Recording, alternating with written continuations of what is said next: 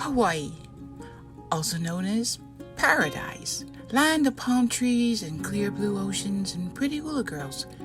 Also the nation's most expensive real estate because it's paradise and the demand is high since, well, it's tiny islands and there's not much of it. Ever since the first white man set eyes on this paradise, the native Hawaiians went through a roller coaster of ups and downs, mostly downs. But you can read all about that story in the history books. This is about a prince of Hawaii, a prince who never became a king. Yet he is celebrated every year on his birthday, March 26, in Paradise. Hawaii even made it a state holiday. There's statues and a long highway and even a federal building and U.S. courthouse with his name on it. That's just naming a few. But why? Why is he so important? A prince who never became a king. Could it be because he rocked his suits?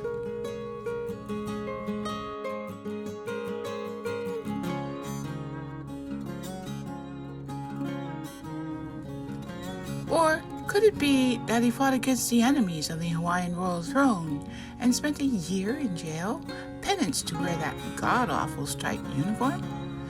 Maybe not because that fight didn't end well for the Hawaiian people, but he was admired for the effort.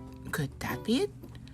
He and his brothers did introduce surfing while attending school in California. Could that be it? Or was it because of what he did at Pearl Harbor? Or established the Makapu'u Point Lighthouse? Or building the Territorial Building? Or the Gila Wharf? Or the Hawaiian Volcanoes National Park? Or the Kilauea National Park? Or the hospital at Kalaupapa for lepers? Oh, wait. He is responsible for instituting the county system, still in place today, and sponsored the first bill for Hawaii's statehood in 1919.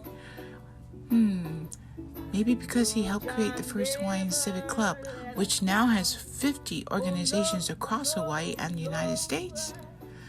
And then he did reestablish the Royal Order of Kamehameha I.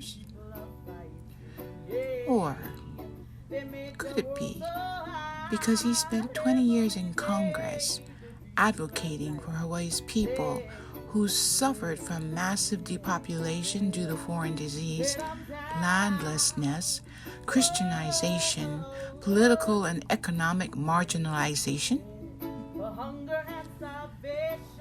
He fought hard in Congress.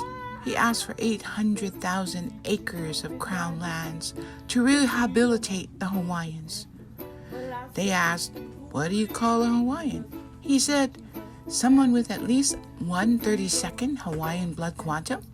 That would have covered everybody.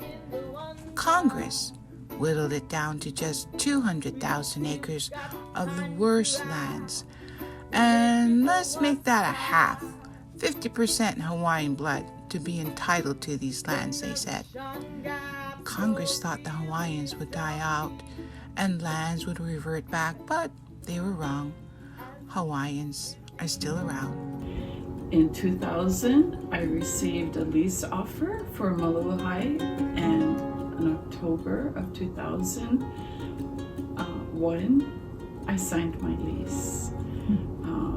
I was 52 years at the time, so I was on the list for 17 years. This year will be 20 years in our home, and we're very grateful to Prince Kūhiō for his determination and his dedication to saving our people from extinction.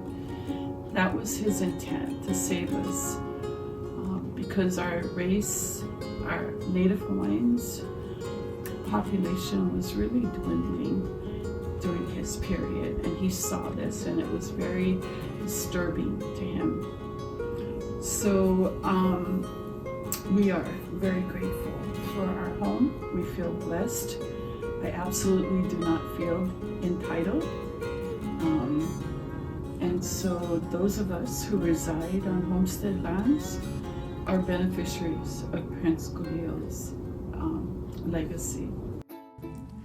So, why does a prince who never became king get so much recognition, celebrated with song and ceremonies, with a holiday day off every year in Hawaii?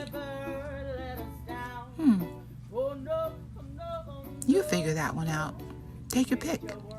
Prince Jonah, Kūhiō, Kalanianaʻole. My kind of guy.